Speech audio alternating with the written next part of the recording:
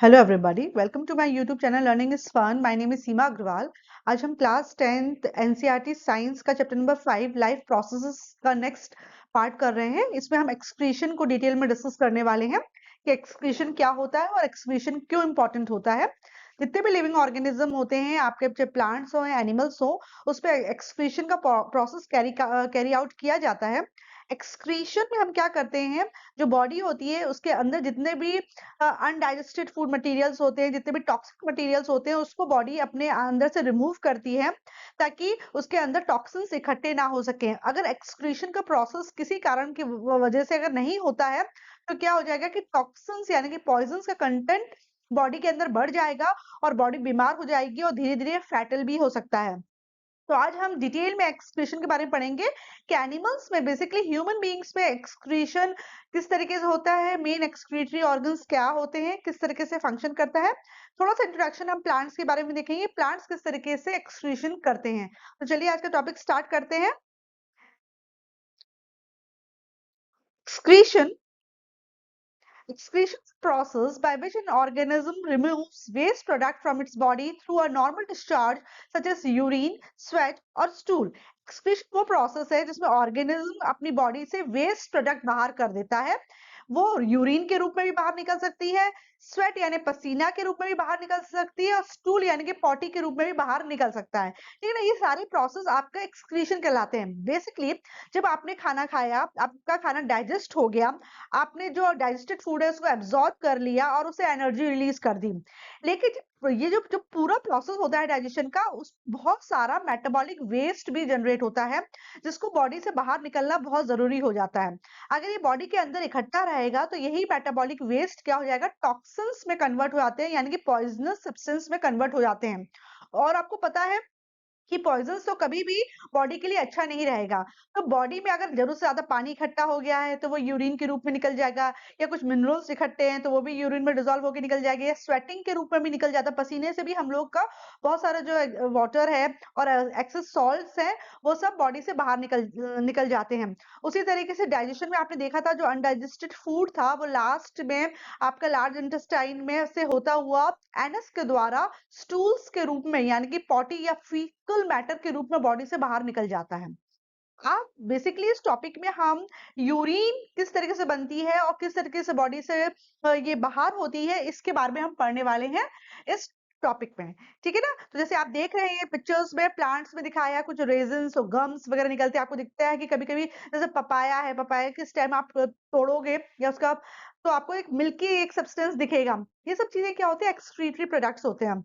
उसी तरीके से देखा है हमने कि प्लांट में सुबह सुबह वाटर ड्रॉपलेट्स दिखते हैं पानी के। सुबह भी दिखते हैं, मतलब सुबह इसलिए दिखते हैं क्योंकि धूप ज्यादा नहीं होती तो ये वाटर ड्रॉपलेट्स उड़ नहीं पाते हैं, तो हमको ये दिखते हैं। तो ये ट्रांसपिरेशन के थ्रू जो प्लांट्स होते हैं वो एक्सेस वाटर को अपनी बॉडी से बाहर निकाल देता है ताकि उसका अंदर का जो होमोस्टेसिस है या स्टेबल एनवायरनमेंट है वो मेंटेन रहे। उसी तरीके से आपने प्लांट्स में गम्स और रेजिन्स वगैरह भी निकलते देखी है, तो वो भी प्लांट के एक्सक्रीटरी मटेरियल होते हैं जो उसके बार्क में आके ऊपर इकट्ठा हो जाते हैं। ये वाले पिक्चर में हम देख रहे हैं ह्यूमन बॉडी में, जिसमें बहुत सारे ऑर्गन्स दिखा रहे हैं, जैसे लंग्स, स्किन, लिवर, आपके लार्ज इंटेस्टाइन, ब्लैडर, किडनी, है ना, ये सारे एक्सक्रीटरी ऑर्गन्स कहलाते हैं। स्किन भी एक्सक्रीटरी प्रोडक्ट्स को बॉडी से बाहर निकालने में मदद करता है। जब हमको पसीना आता है तो पानी तो बाहर निकलते ही है, लेकिन उस पानी में बहुत सारे डिजोल्व सॉल्ट्स और टॉक्सिन्स भी बॉडी में से बाहर हो आते हैं और अंदर बॉडी के टेम्परेचर को मेंटेन करने में हेल्प करता है स्वेटिंग। उसी तरह के लंग्स तो आपको बहुत ही अच्छी तरीके से पता है, जो कार्बन डाइऑक्साइड होती है जिसको बॉडी में जरूरत नहीं होती है, तो कार्बन डाइऑक्साइड को हम लंग्स के द्वारा ही जब हम ब्रीद आउट करते हैं तो लंग्स से कार्बन डाइऑक्साइड बाहर चली जाती है। ठीक है ना, उसी तरह लिवर्स भी बहुत सारे टॉक्सिन्स को निकालने में मदद करता है। और फिर जो किडनी है, किडनी ह्यूमन बींग्स का मेन एक्सक्रीटरी ऑर्गन है, इसी को हम डिटेल में पढ़ने वाले हैं।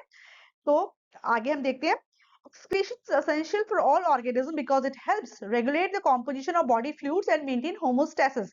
Excretions हर organism के लिए important होता है, भले ही वो छोटा organism हो, यानी कि यूनिसेलुलर हो या मल्टीसेलुलर organism हो, कोई सा भी organism हो, plants हो या animals हो या human beings हो, इन सभी में excretion एक essential life process है। इसमें बॉडी के अंदर जरूरत से ज्यादा मात्रा में अगर फ्लूइड्स इकट्ठे हो गए हैं तो उसको बॉडी बाहर निकाल देती है, यूरिन के फॉर्म में या स्वेट के फॉर्म में। और या अगर कोई मेटाबॉलिक वेस्ट इकट्ठा हो गया है तो उसको फीकल मैटर या स्टूल्स के रूप में बाहर निकाल देती है ताकि बॉडी के अंदर होम्योस्टेसिस मेंटेन हो सके। अब होम्योस्टेसिस क्या होता है? Homeostasis is the constancy of N organisms internal environment. अंदर ऑर्गेनिज्म के अंदर का एनवायरनमेंट स्टेबल रह सके, कांस्टेंट रह सके, इसको होम्योस्टेसिस कहते हैं। मतलब एक हमारा बॉडी का एक पीएच लेवल होता है जिसमें बॉडी अच्छे से वर्क करती है, एक ऑप्टिमम टेम्परेचर होता है जब बॉडी अच्छे से वर्क करती है, एक ऑप्टिमम लेवल ऑफ क्या वाटर की रिक्वायरमेंट होती है जब हमारा डाइजेस्टिव सिस्टम और अदर फंक्शंस अच्छे से परफॉर्म होते हैं। जब हम इस कांस्टेंट एनवायरनमेंट को मेंटेन करते हैं, इसी को हम होमोस्टेसिस करते हैं ताकि हमारा बॉडी ऑप्टिमम तरीके से परफॉर्म कर सके। अगर कुछ भी गड़बड़ी होती है तो फिर हमारा शरीर बीमार हो जाता है। The kidneys don't excrete waste properly, toxins can accumulate in the body and cause dysfunction in major organs like the brain, heart, lungs and more. अगर किसी भी कारण से आपका किडनी अच्छे से फंक्शन नहीं कर रही है तो आपकी बॉडी एक्सक्रीटरी प्रोडक्ट्स को बाहर अच्छे से नहीं निकाल पाएगी और ये टॉक्सिन्स यानी कि जो ये पॉइजनस सब्सटेंस है आपकी बॉडी में इकट्ठा होना शुरू हो जाएंगे। इसकी वजह से क्या होगा? इसकी वजह से किडनी तो खराब हो ही रही है, साथ में बहुत ज्यादा सारे जो मेजर ऑर्गन्स है जैसे ब्रेन में इसका असर देखने को मिलेगा, हार्ट आपका डैमेज होने के चांसेस है, लंग्स में भी खराबी आ सकती है और भी ऑर्गन्स बुरी तरीके से फेल होने के चांसेस रहते हैं। आजकल बहुत कॉमन हो गया है जिनको डायबिटीज है, ब्लड प्रेशर है, उनके किडनी फेलियर्स के चांसेस बढ़ जाते हैं, यानी कि उनकी किडनी पूरी अच्छी तरीके से फंक्शन नहीं करती है। तो किडनी कभी-कभी ट्रांसप्लांट भी करनी पड़ती है। बहुत कॉमन टर्म है डायलिसिस, आपने सुना होगा कि डायलिसिस होता है। हालाँकि इसके बारे में हम आगे के टॉपिक में डिटेल में देखेंगे कि डायलिसिस क्या होता है और क्यों ये ज़रूरी होता है। तो आप ये समझिए कि किडनी अगर अच्छे से वेस्ट प्रोडक्ट को बॉडी से बाहर नहीं निकालेगी, बॉडी के अंदर बहुत सारे टॉक्सिन्स एक्युमुलेट हो जाएँगे, इकट्ठा हो जाएँगे, जिसकी वजह से हमारी बॉडी अच्छे से प्रॉपर्ली फंक्शन नहीं कर पाएगी। इसलिए ये जो टॉपिक है एक्सक्रीशन का ये बहुत इंपॉर्टेंट होता है।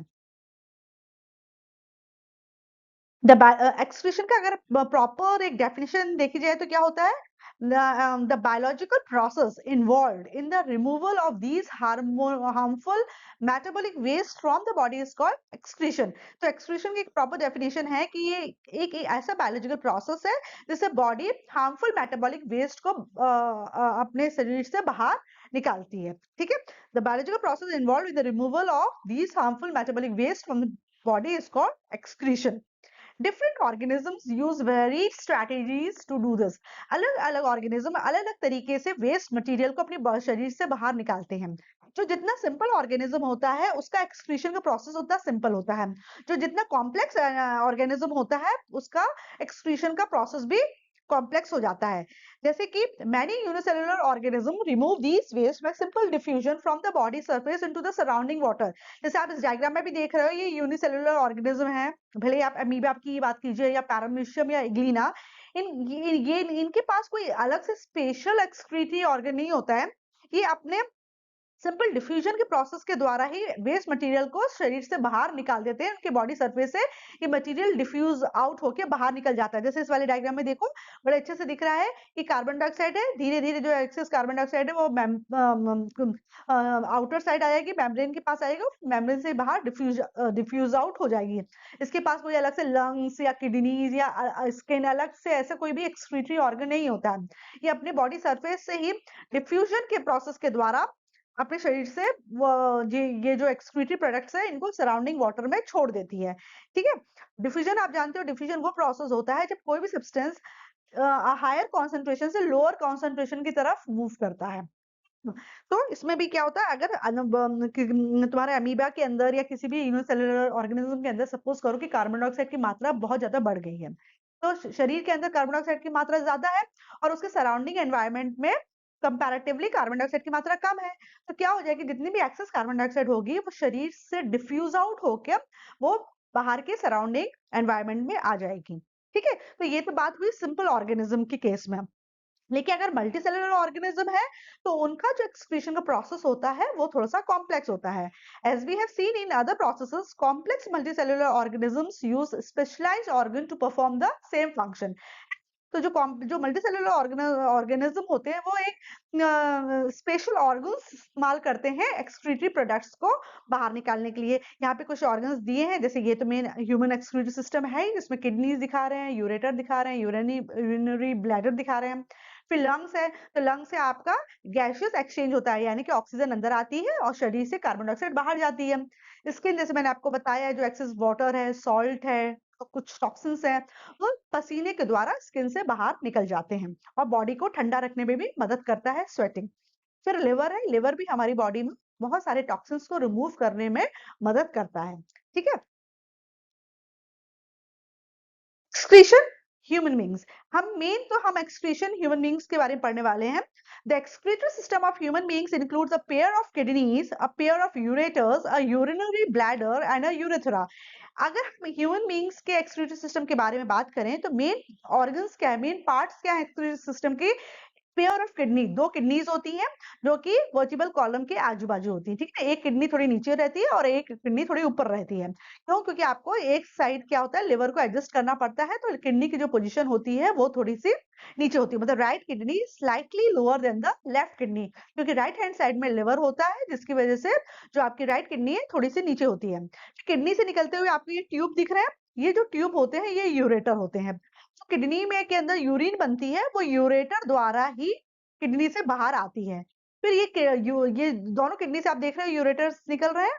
फिर यूरेटर क्या करते हैं, किडनी में जो यूरिन भरी है, जो बनी है, उसको यूरिनरी ब्लैडर में टेम्परली स्टोर कर देते हैं।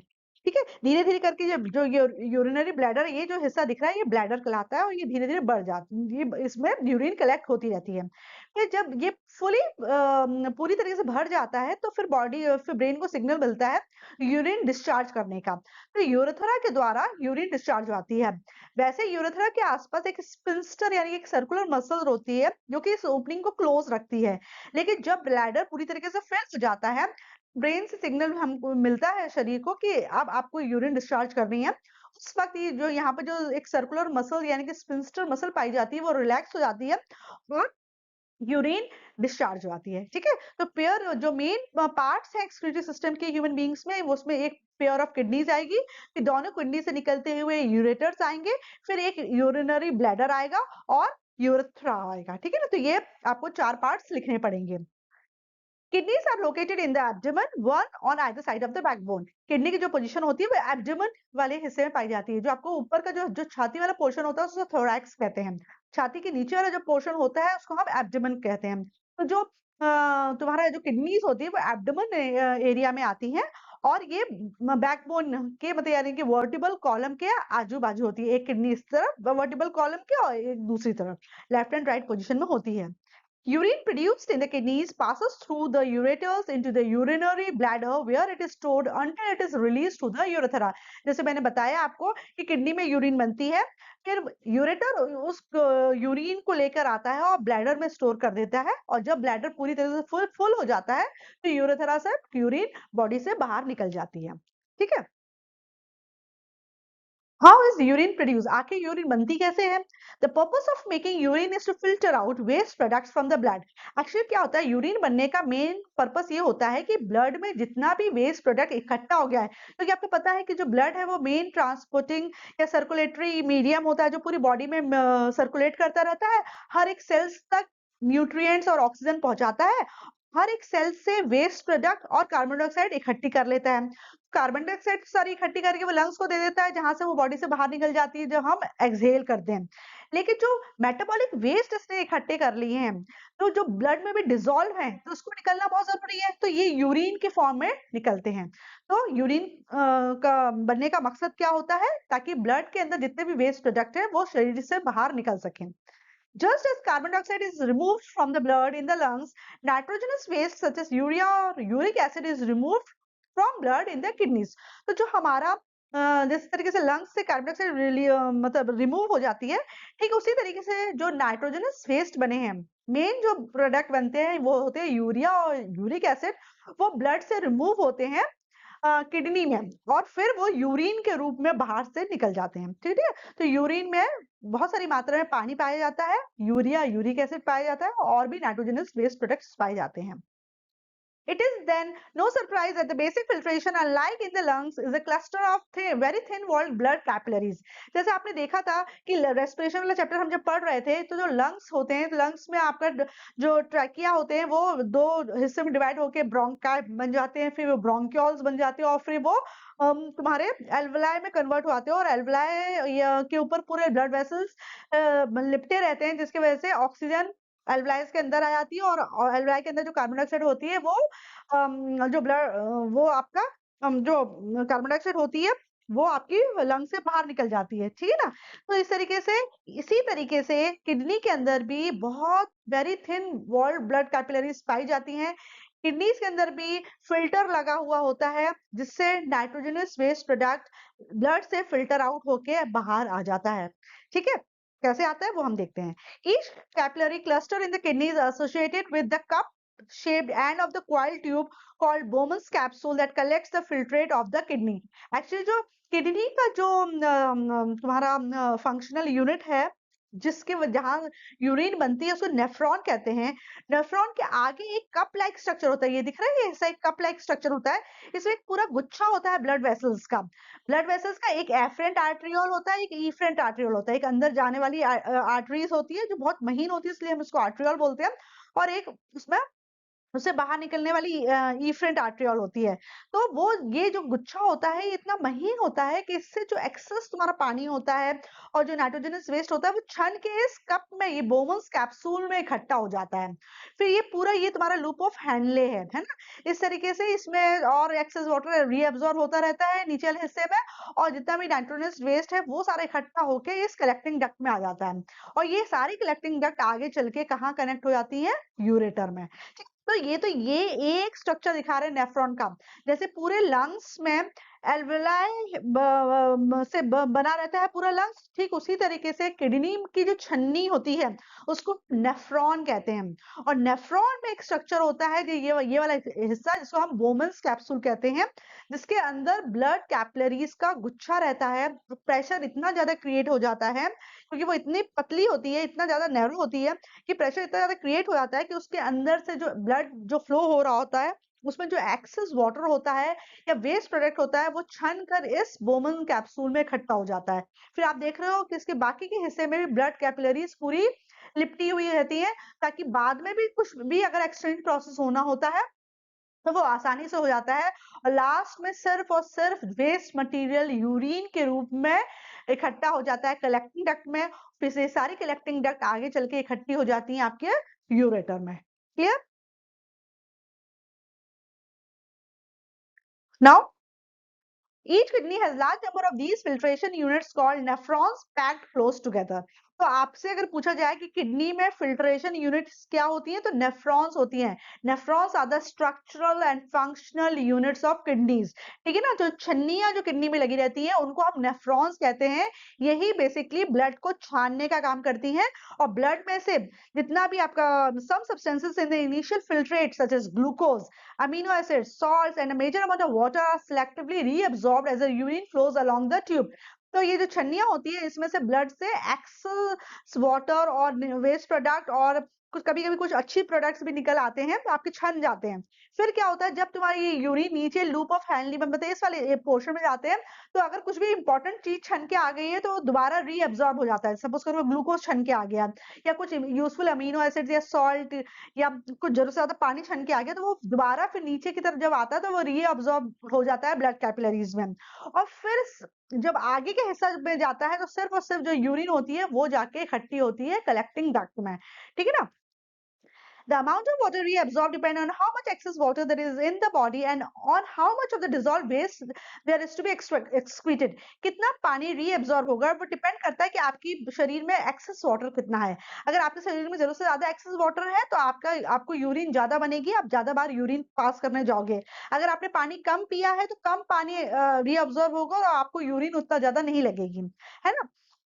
there is in the and how much of dissolved waste there is to be excreted और डिपेंड करता है कि वेस्ट मटेरियल इकट्ठा हो चुका है बॉडी में जिसको एक्सक्रीट होना जरूरी है।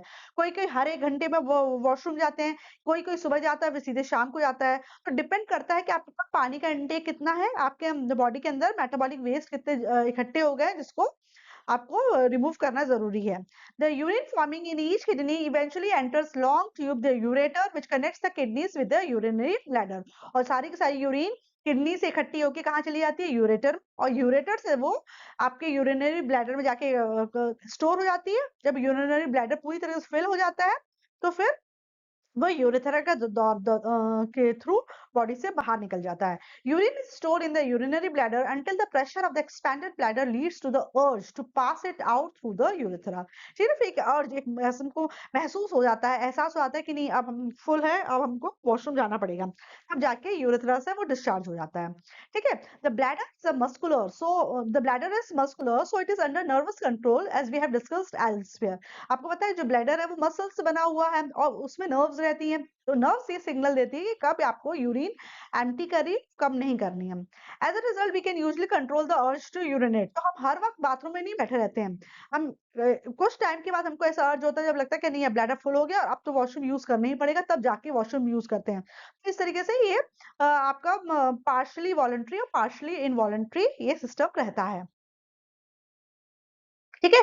अब जैसे मैंने आपको स्टार्टिंग में आपसे डिस्कस किया था हीमो डायलिसिस के बारे में कि डायलिसिस एक प्रोसेस होता है जब किडनी अच्छे से फंक्शन नहीं करती है, कभी-कभी हमको क्या होता है बॉडी ब्लड के अंदर बहुत सारा टॉक्सिन्स इकट्ठा हो जाता है, तो हमको आर्टिफिशियल तरीके से ब्लड को फिल्टर करना पड़ता है और जिसको हम डायलिसिस कर देते हैं और जिससे फिर यूरिन बनती है और फिर बॉडी से वो टॉक्सिन्स बाहर निकलते हैं। तो हीमोडायलिसिस ही उस ट्रीटमेंट का नाम है।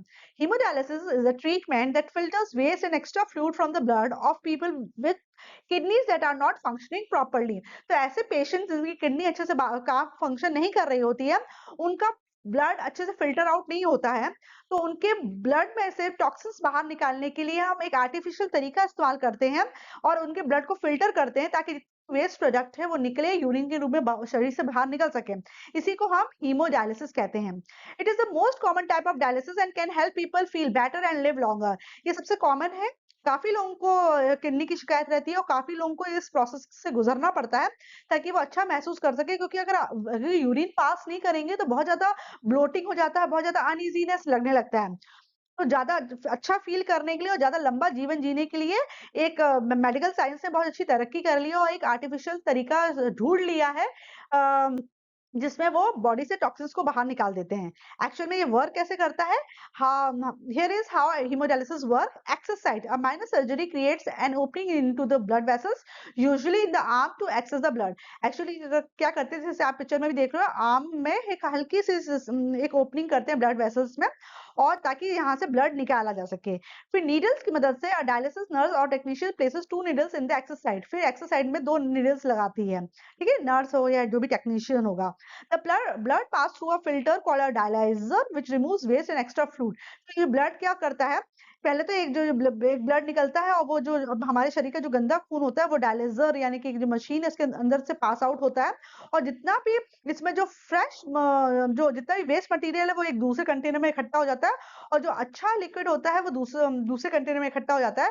फिर दोबारा इसको हम शरीर के अंदर डाल देते हैं, है ना। तो 2 निडल लगाने का मतलब यही है कि एक निडल से आपका गंदा खून आपके शरीर का बाहर निकल रहा होता है और वो डायलिसिस की मशीन में जाके फिल्टर आउट होता है और जो डायलिसिस की मशीन से जो ब्लड फिल्टर होके सही हो चुका है वो साफ ब्लड फिर दूसरी निडल के द्वारा आपके शरीर के अंदर एंटर करता है। इस तरीके से आपका पूरा ब्लड फिल्टर आउट हो जाता है।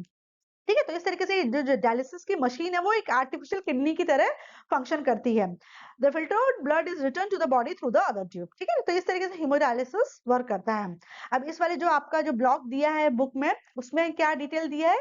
Kidneys are vital organs for survival. सब जिंदा रहने के लिए किडनी एक बहुत इंपॉर्टेंट ऑर्गन है। अगर किडनी अच्छे से फंक्शन नहीं करती है तो धीरे धीरे आप मौत के तरफ जा रहे होते हैं और अल्टीमेटली जो पेशेंट होता है उसकी डेथ हो जाती है अगर उसकी किडनी को समय रहते ठीक नहीं किया गया तो। Several factors like infections, injury or restricted blood flow to kidneys reduce the activities of kidney। बहुत सारे कारण हो सकते हैं किडनी के खराब होने के, कोई इन्फेक्शन हुआ या कोई इंजरी हुई या आपका ब्लड सप्लाई प्रॉपर नहीं है किडनी में तो आपकी किडनी का जो एक्टिविटी है वो रिड्यूस हो जाती है और किडनी नॉर्मली फंक्शन नहीं कर पाती है। This leads to accumulation of poisonous waste in the body। इसकी वजह से जहरीले तत्व जो poisonous substance होते हैं हमारे बॉडी में इकट्ठा हो सकते हैं जिससे अगर समय रहते ठीक नहीं किया गया तो which can even lead to death, जिससे मौत भी हो सकती है। In case of kidney failure N artificial kidney can be used. अगर आपकी दोनों किडनी पूरी तरह से फेल हो चुकी हैं तो आपको आर्टिफिशियल किडनी का सहारा लेना पड़ता है। An artificial kidney is a device to remove nitrogenous waste product from the blood through dialysis. Artificial kidney वो डिवाइस है जिससे आपकी बॉडी से नाइट्रोजनस वेस्ट प्रोडक्ट को निकालते हैं डायलिसिस के द्वारा। और डायलिसिस का फंक्शन किस तरह से फंक्शन होता है वो मैंने अभी आपको समझा दिया है। Artificial kidneys contains number of tubes with a semi-permeable lining suspended in a tank filled with dialysing fluid. आप देख रहे हो कि जो artificial kidney होती है उसमें बहुत सारे ट्यूब्स लगे रहते हैं जो semi-permeable लाइनिंग से बने हुए होते हैं और ये एक टैंक में सस्पेंडेड रहते हैं और जिसके अंदर क्या कौन सा लिक्विड भरा रहता है, डायलाइजिंग फ्लूइड भरा रहता है। Fluid has the same osmotic pressure as blood. इस फ्लूइड का जो ऑस्मोटिक प्रेशर होता है वो ब्लड के ही समान होता है ताकि वो जो आपका जो फिल्टर होने का जो प्रोसेस है वो नॉर्मली परफॉर्म हो सके। Except that it is devoid of nitrogenous waste. बस ये अंतर होता है ब्लड में और डायलाइजिंग फ्लूइड में कि ब्लड में नाइट्रोजनस वेस्ट होते हैं, डायलाइजिंग फ्लूइड में नाइट्रोजनस वेस्ट नहीं होते हैं। The patients blood is pass through these tubes. अब पेशेंट में जो ब्लड है इस ट्यूब से हम पास करते हैं और during this passage the waste product from the blood pass into the dialysing fluid by diffusion. और जब हम ब्लड को इन ट्यूब से पास करते हैं तो ब्लड के अंदर जितना नाइट्रोजनस वेस्ट होता है वो इस फ्लूइड से पास होते हुए दूसरी बॉटल में इकट्ठा हो जाता है जैसे आप यहाँ देख रहे हो। ठीक है, the purified blood is pumped back into the patient और जो प्यूरिफाई हो गया है ब्लड उसको दोबारा हम पेशेंट के शरीर में डाल देते हैं। This is similar to the function of the kidney. और किडनी भी ऐसे ही करती है ना, जैसे हमने देखा था कि वो तुम्हारा जो बोमन्स कैप्सूल है वहां पे पूरा ब्लड फिल्टर मतलब जितना भी एक्सेस लिक्विड विक्विड होता है वो फिल्टर आउट होके आ जाता है। फिर जो लूप ऑफ फेनले होता है वहां पे फिर दोबारा रीअब्जॉर्प्शन का प्रोसेस होता है। अगर कोई भी अच्छी चीज आ गई हो या ज्यादा से ज्यादा पानी जो फिल्टर आउट होके आता है वो दोबारा रीअब्जॉर्ब हो जाता है। ठीक उसी तरीके से इस आर्टिफिशियल किडनी में भी होता है, but it is different since there is no reabsorption involved. Difference क्या होता है आर्टिफिशियल किडनी और नॉर्मल किडनी में? आर्टिफिशियल किडनी में रीअब्जॉर्प्शन का ऑप्शन अवेलेबल नहीं है, है ना, बस चीजों वहां से निकलती चली जाती हैं। Normally healthy adult the initial filtrate in the kidney is about 180 litre daily. Normally एक हेल्दी एडल्ट में जो इनिशियल फिल्ट्रेट होता है किडनी का वो 180 लीटर होता है। however the volume actually excreted is only a liter और 2 a day। जबकि 180 लीटर हम लिक्विड फिल्टर कर देते हैं एक दिन में किडनी से, लेकिन जो यूरिन पास करते हैं वो सिर्फ 1 या 2 लीटर करते हैं पूरे दिन भर में। तो समझ लो कि बाकी का पूरा जितना भी है 178 179 लीटर वो दोबारा रीअब्सॉर्ब हो जाता है। क्लियर? तो however the volume actually excreted is only a little liter or 2 a day because the remaining filtrate is reabsorbed in the kidney tubules, है ना, बाकी का बाकी पूरा लिक्विड रीअब्सॉर्ब हो जाता है। Excretion, organ donation. अब एक और बहुत इंपॉर्टेंट कॉन्सेप्ट है ऑर्गन डोनेशन। हमने बहुत बार देखा होगा, मूवीज में भी देखा है कि जो व्यक्ति जिसकी एकदम अचानक मौत हो जाती है और उसके ऑर्गन्स अच्छे से फंक्शन कर रहे होते हैं तो बॉडी पूरी तरह डेड हो से पहले क्या करते हैं कि ऑर्गन्स को उसके शरीर से निकाल लेते हैं और जिनको ऑर्गन ट्रांसप्लांट की जरूरत होती है उनको ये ऑर्गन ट्रांसप्लांट कर दिया जाता है। Organ donation is a generous act of donating an organ to a person who suffers from a non-function organs. Organ donation एक बहुत ही generous act है जिसपे एक व्यक्ति अपना organ दूसरे व्यक्ति को donate कर देता है जिसका organ अच्छे से function नहीं कर रहा है। अधिकतर ये चीजें तब होती हैं जब एक व्यक्ति की अकाल मृत्यु हो जाती है और वो समय से पहले जब वो मर जाता है, लेकिन वो वैसा तो नॉर्मल हेल्दी पर्सन होता है तो उसके ऑर्गन इससे पहले डेड हो उसके ऑर्गन को दूसरे के शरीर में डाल दिया जाता है जिसके ऑर्गन फेल हो गए होते हैं। डोनेशन ऑर्गन में be done by the consent of the donor and his और हर family.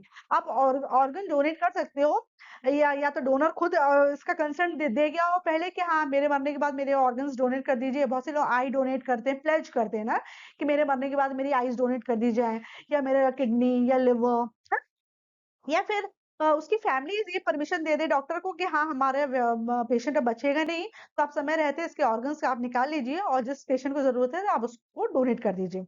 Anyone regardless of age or gender can become an organ and tissue donor। कोई भी व्यक्ति अपने ऑर्गन्स को डोनेट कर सकता है, वो किसी भी एज का हो किसी भी जेंडर का हो उसके ऑर्गन्स और टिश्यू को डोनेट किया जा सकता है प्रोवाइडेड कि उसके ऑर्गन्स और टिश्यू हेल्दी हो, डोनेट करने लायक हो।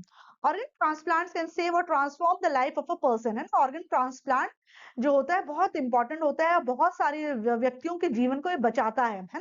जैसे कभी कभी लिवर, किसी बीमारी से लिवर डैमेज हो जाता है तो उसको लिवर ट्रांसप्लांट की जरूरत होती है, किसी किसी किडनियां खराब हो जाती है तो उनको किडनी ट्रांसप्लांट की जरूरत होती है, कभी कभी हार्ट ट्रांसप्लांट की जरूरत होती है।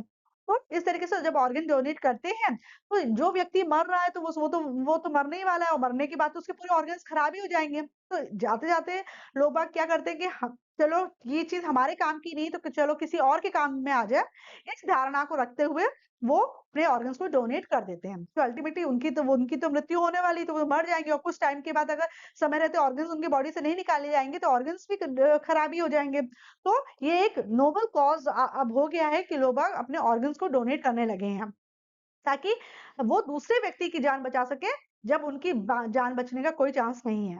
Transplantation is required because recipient's organ has been damaged or has failed by disease or injury. Transplant की जरूरत तब पड़ती है जब जो ऑर्गन रिसीव करने वाला होता है उसका ऑर्गन किसी वजह से या तो डैमेज हो गया या फेल हो गया है, किसी बीमारी से या किसी एक्सीडेंट से। In organ transplantation, the organ is surgically removed from one person, that is from donor, and transplanted to another person, that is recipient. Organ transplantation में क्या होता है कि डोनर शरीर से उस ऑर्गन को निकालते हैं, पेशेंट यानी रेसिपिएंट के शरीर में उस ऑर्गन को लगा देते हैं, लेकिन उससे पहले काफी प्रोसेस होता है, ऑर्गन मैच वगैरह किया जाता है, अगर वो मैच हो रहा है तो फिर वो कर देते हैं। Common transplantation includes corneas, kidneys, heart, liver, pancreas, lungs, intestines and bone marrow. अधिकतर जिन ऑर्गन्स का ट्रांसप्लांट किया जाता है वो आंखों की जो कॉर्निया होती है वो, किडनीज ट्रांसप्लांट होती है, हार्ट ट्रांसप्लांट होता है, लिवर, पैंक्रियाज, लंग्स, इंटेस्टाइन्स और बोन मैरो एक पेशेंट से दूसरे पेशेंट को ट्रांसप्लांट की जा सकती हैं। Most organ and tissue donations occur just after the donor has died or when the doctor declares a person brain dead. अगर ऑर्गन या टिश्यू डोनेशन तब सक्सेसफुल होता है पर्सन उसी जस्ट थोड़ी देर पहले मरा है या वो ब्रेन डेड डिक्लेयर कर दिया है, मतलब ये ब्रेन उसका डेड हो चुका है लेकिन वो ऑफिशियली डेड नहीं हुआ, मतलब उसका भी हार्ट अभी भी लिविंग है। तो ऐसे केस में ये वाली आइडियल कंडीशन होती है जब ब्रेन डेड हो गया पर्सन, मतलब अब इस पर्सन के बचने के कोई चांसेस नहीं है और आने वाले कुछ पल में ये डेड हो जाएगा। तो वो पूरी तरह से डेड हो जाए उससे पहले उसके ऑर्गन्स को ट्रांसप्लांट कर दिया जाता है। और तो डॉक्टर बताते हैं कि हाँ अब आपके पेशेंट के बचने की उम्मीद नहीं है, अगर आप चाहें तो आप अपने पेशेंट के ऑर्गन्स को दूसरे पेशेंट को डोनेट कर सकते हैं। तो अगर जो फैमिली मेंबर्स होते हैं वो अगर एग्री करते हैं, डॉक्टर इस प्रोसीजर को आगे करता है। ठीक है। But some organs such as kidney, part of liver, lung, etc. and tissue can be donated while the donor is alive.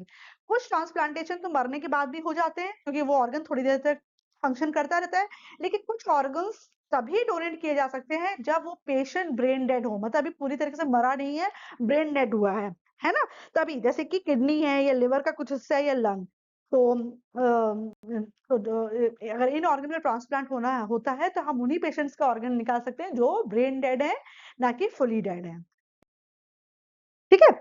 अब प्लांट्स में भी तो ये तो था ह्यूमन बींग्स का एक्सक्रीटरी ऑर्गन, तो इसमें अगर पूछा जाएगा ना, एक्सक्रीटरी छोटा सा टॉपिक है, इसमें से आपको मेन याद रखना है कि kidney is the main excretory organ और आपको उसके सारे एक्सक्रीटरी ऑर्गन के पार्ट याद रखने हैं। आपको ये याद रखना है कि किडनी का जो मेन स्ट्रक्चर और फंक्शनल यूनिट है वो नेफ्रॉन होती है, यहीं पे यूरिन बनती है, सारी यूरिन इकट्ठी होकर यूरेटर के द्वारा किडनी से ब्लैडर में आ जाती है और फिर जब ब्लैडर फ्लो फुल हो जाता है तो बॉडी से बाहर निकल जाता है। यूरिन में जो मेन चीज होती है वो एक्सेस वाटर होती है, सॉल्ट होते हैं और नाइट्रोजनस वेस्ट होते हैं। ठीक है, जिसको अगर समय से बाहर नहीं निकाला तो बॉडी के अंदर टॉक्सिन्स इकट्ठे हो जाते हैं। ठीक है, तो जिस तरीके से एनिमल्स में एक्सक्रीशन का प्रोसेस होता है उसी तरीके से प्लांट्स में भी एक्सक्रीशन का प्रोसेस होता है। Plant use completely different strategies for excretion than those of animals. लेकिन प्लांट जो तरीका अपनाती है एक्सक्रीशन का वो एनिमल्स के एक्सक्रीशन के प्रोसेस से एकदम ही डिफरेंट होता है। The cellular respiration, photosynthesis and other metabolic reactions produce a lot of excretory products in plants. Plants में बहुत सारे excretory products बनते हैं क्योंकि जब वो रेस्पायर करता है या फोटोसिंथेसिस का प्रोसेस होता है या और भी मेटाबॉलिक रिएक्शन जब प्लांट के शरीर में होते हैं तो बहुत सारा वेस्ट जनरेट होता है जिसको प्लांट से बाहर निकालना बहुत जरूरी होता है, वरना प्लांट के अंदर टॉक्सिन्स इकट्ठे हो जाएंगे। Carbon dioxide, excess water produced during respiration, and nitrogenous compounds produced during protein metabolism are the major excreted products in plant. Plant में जो main excreted product है वो क्या है? कार्बन डाइऑक्साइड और वाटर, जो कि रेस्पिरेशन के प्रोसेस में बनता है, नाइट्रोजनस कंपाउंड जो कि प्रोटीन मेटाबॉलिज्म के दौरान बनते हैं, जिसको बॉडी से, प्लांट की बॉडी से बाहर निकालना बहुत जरूरी होता है। प्लांट दो गैसियस वेस्ट प्रोडक्ट बनाती है। फोटोसिंथेसिस में जो उसका वेस्ट प्रोडक्ट होता है वो ऑक्सीजन होता है, कि रेस्पिरेशन में जो वेस्ट प्रोडक्ट होता है वो कार्बन डाइऑक्साइड होता है। तो excretion of gaseous waste in plants takes place through stomatal pores on leaves.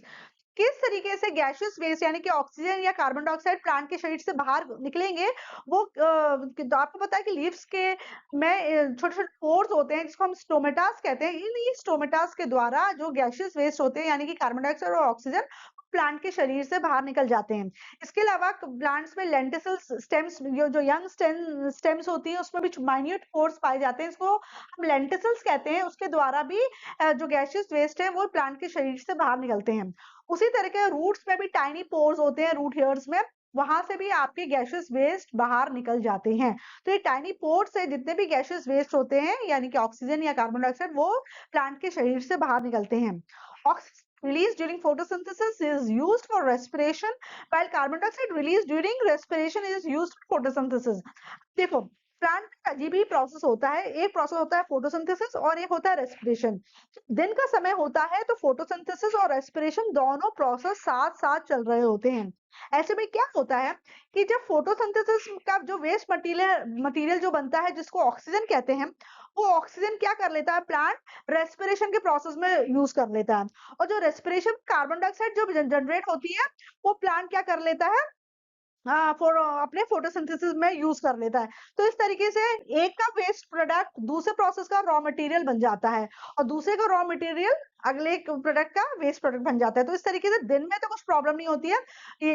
अगर कार्बन डाइऑक्साइड बाहर निकली तो वो फोटोसिंथेसिस में यूज कर लेगा, और अगर ऑक्सीजन बाहर निकली तो वो रेस्पिरेशन में यूज कर लेता है। इसलिए हमने कहा कि प्लांट में जो एक्सक्रीशन का प्रोसेस होता है वो डिफरेंट होता है एनिमल्स या ह्यूमन बीइंग से। ठीक इसी तरीके से एक्सेस वाटर जो होता है वो भी प्लांट के शरीर से निकलना बहुत जरूरी होता है ना?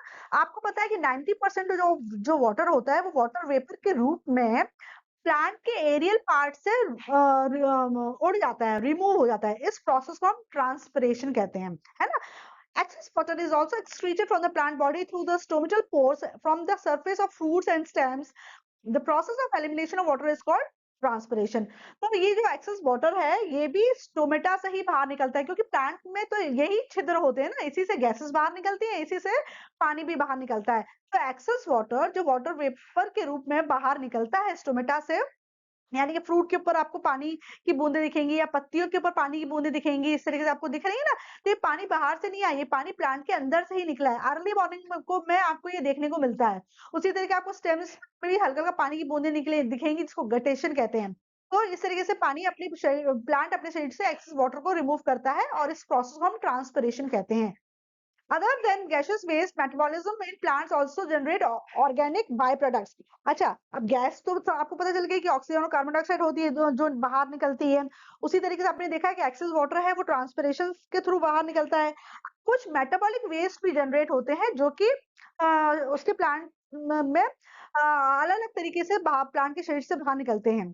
These waste are stored in different forms or in different parts. जो ये वेस्ट जनरेट हुए हैं अलग अलग मेटाबॉलिक एक्टिविटी की वजह से, वो प्लांट के अलग अलग पार्ट्स में जाके स्टोर हो जाते हैं।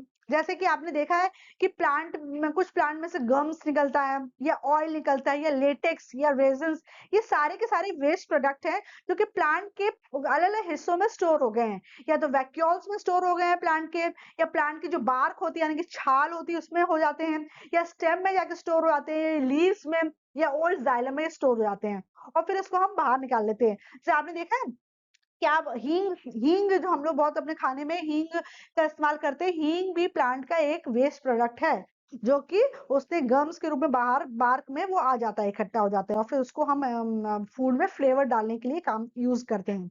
Eventually plants shed off these parts. अब सपोज करो कि प्लांट का वेस्ट मटेरियल लीव्स में इकट्ठा हो गया या प्लांट की बार्क में इकट्ठा हो गया, तो क्या होगा कि कुछ दिन के बाद पत्ते झड़ जाते हैं। जब पत्ते झड़ जाते हैं तो ये वेस्ट मटेरियल भी बाहर गिर जाते हैं। उसी तरीके बार्क है वो भी झड़ जाता है तो वो भी वेस्ट मटेरियल बाहर निकल जाता है। तो इस तरीके से प्लांट अपना वेस्ट मटेरियल बाहर निकाल देता है इन इन इन हिस्सों को शेड करके, यानी कि झाड़ के। Plant also excrete some waste product substances into the soil around them through diffusion. Diffusion के द्वारा soil में कुछ अपने वेस्ट प्रोडक्ट छोड़ देता है ना, रूट्स में से कुछ वेस्ट प्रोडक्ट निकलते हैं जो उसी की सॉइल में मिल जाते हैं। और कौन से प्रोसेस का इस्तेमाल होता है? डिफ्यूजन का। Excretion in aquatic plant takes place also through diffusion. इसी तरीके से अगर जो एक्वेटिक प्लांट है यानी कि वो पौधे जो पानी के अंदर पाए जाते हैं वो भी एक्सक्रीशन डिफ्यूजन के द्वारा ही करते हैं और वो अपने जितना भी वेस्ट मटेरियल होता है वो डिफ्यूजन के द्वारा पानी में रिलीज कर देते हैं। ठीक है, तो अगर हम इसको पूरे नट शेल में हम पढ़ें कि प्लांट्स में एक्सक्रीशन कैसा होता है, तो प्लांट्स में रेस्पिरेशन में जो वेस्ट प्रोडक्ट बनता है वो कार्बन डाइऑक्साइड होता है।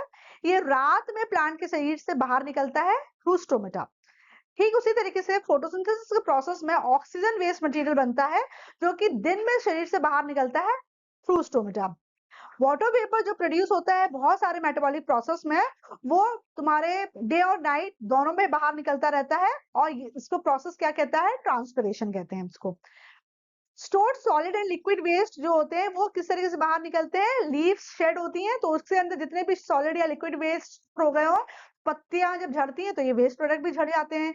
या जो आपका बार्क होता है, जो पेड़ों की छाल होती है ना, ब्राउन कलर की लग जाती है, वुडी स्टेम में आप देखते हो एक छाल रहती है, तो वो भी बार्क के रूप में भी प्लांट के बाहर के ऊपर के अंदर से बाहर निकल जाती है वो गंदगी। उसी तरह से फ्रूट्स में अगर कोई भी आपका वेस्ट प्रोडक्ट इकट्ठा होता है तो जब फ्रूट प्लांट से टपकता है ना, गिरता है, तो उसके साथ वो वेस्ट प्रोडक्ट भी गिर जाता है।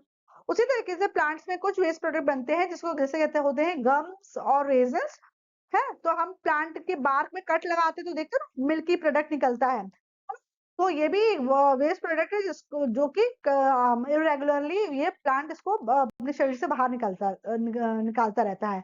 और ये किस ऑर्गन के द्वारा निकलता है? लेंटिसल्स, यानी कि जिस तरीके से लीव्स में छोटे पोर्स पाए जाते हैं उनको स्टोमेटा कहते हैं, उसी तरीके स्टेम्स में जो छोटे छोटे पोर्स पाए जाते हैं उनको लेंटिसल्स कहते हैं। लेंटिसल्स के द्वारा गम्स और रेजिन्स प्लांट के शरीर से बाहर निकल जाती हैं। तो ये पूरा टॉपिक हो गया आपका एक्सक्रीशन का, जिसमें हमने ह्यूमन बींग्स में के एक्सक्रीशन को डिटेल में स्टडी कर लिया है और प्लांट का भी हमने थोड़ा सा आइडिया ले लिया है कि प्लांट में किस तरह से एक्सक्रीशन होता है। तो इस तरीके से 10th एनसीईआरटी साइंस के हिसाब से जो टॉपिक था ये कवर हो गया है। अगर इससे रिलेटेड कुछ भी क्वेश्चंस है तो आप कमेंट सेक्शन में जाके कमेंट करिए, मैं उन क्वेश्चंस को, उन क्वेरीज को सॉल्व करने की जरूर कोशिश करूंगी। Thank you.